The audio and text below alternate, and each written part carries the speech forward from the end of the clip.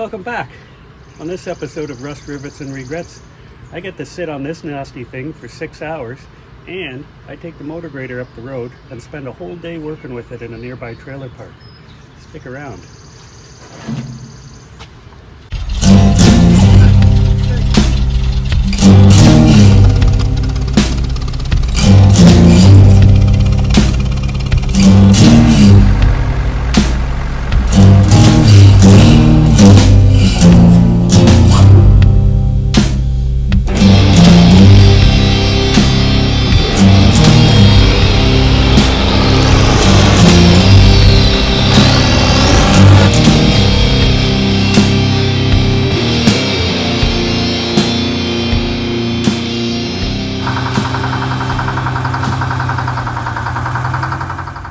Welcome back, everyone.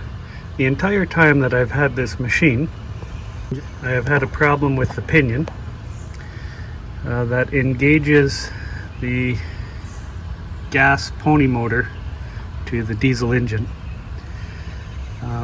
Basically what you need to do is lift up on this lever and it pulls the pinion into the ring gear, and then there's a clutch lever here that connects the two. And what it's been doing is, if you look down inside, you can see that is the pinion, and then this lever here, if I can get it to go, should come forward. Let's see if I can do this. There we go. Should come forward and push the pinion into the ring gear and lock it with the over center clutch. The problem is that little finger that you see is supposed to be pushing on the tip of the pinion and not on the side of the pinion. And I think what happened is at some point in time there's a rod that runs through here. The machine was apart and somebody reassembled it wrong, or they took this lever apart and that rod was able to slide back enough that it fell out of the mounting hole that it's supposed to sit in.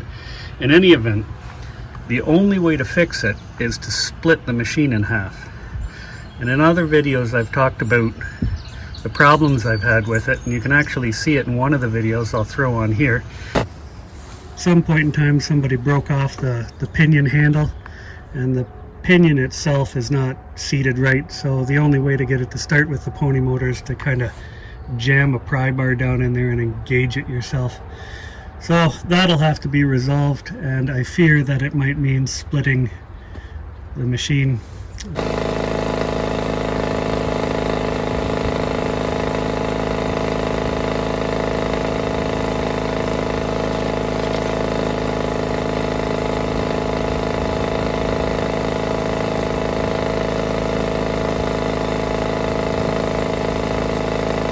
I'm using a pry bar to jam down in the hole and try to force that pinion to engage. Now, sometimes I can get it to lock in, but as soon as the diesel fires for a second, it spits that pinion back out, and it'll stop cranking the main engine. So you have to reset it with the pry bar and then try again. So this is frustrating. So the engine definitely has to come out, and we definitely need to resolve this issue. But in the meantime, I think what I'm going to do is I'm just going to tow it to start it.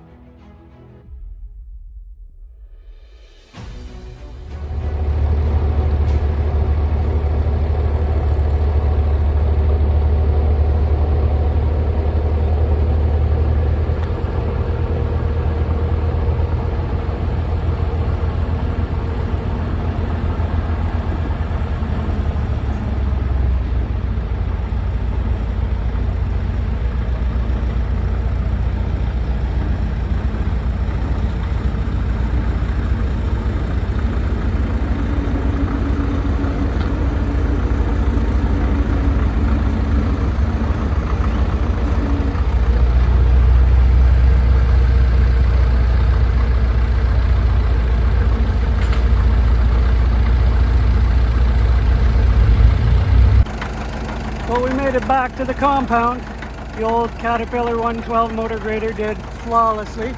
She's leaking a little oil and dripping a little coolant, but didn't skip a beat. Made it through an entire day's worth of work and performed as intended. I am not disappointed at all.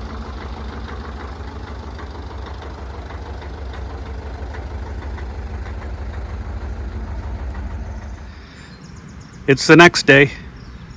Machine worked very, very well yesterday. I have no real complaints, but a few problems did present themselves that we are going to have to address. One of them is the power steering box here. This box, these mounting bolts, I believe are loose because the whole housing kind of shifts and twists as you're going down the road. And I think I can tighten this hardware up and fix that.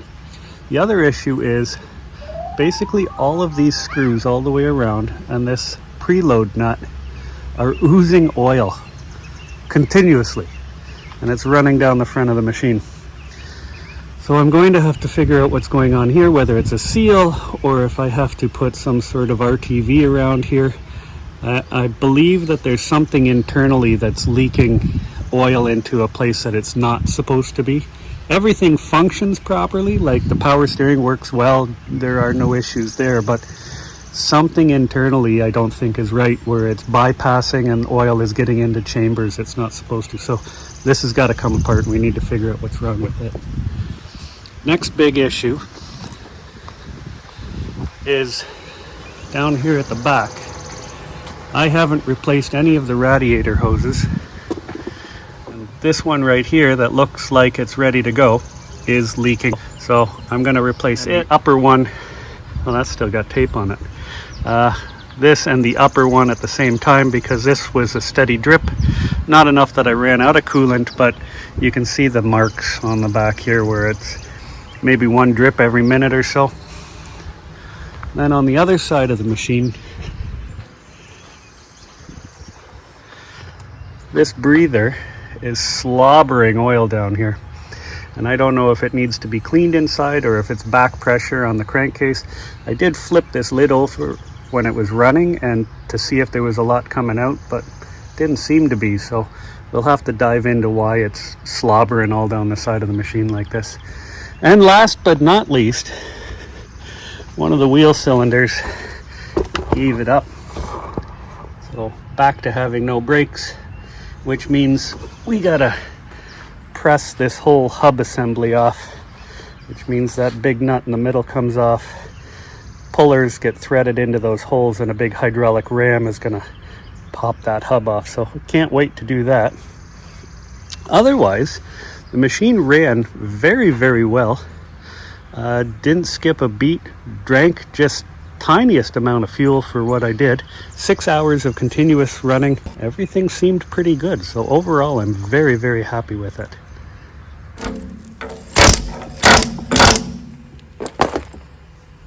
Well, something I learned today, limestone turns to concrete pretty quick. It's best to clean that stuff off while it's still soft. I'm going to call it a wrap for this episode. I'll see you guys on the next one. Have a great afternoon, everyone.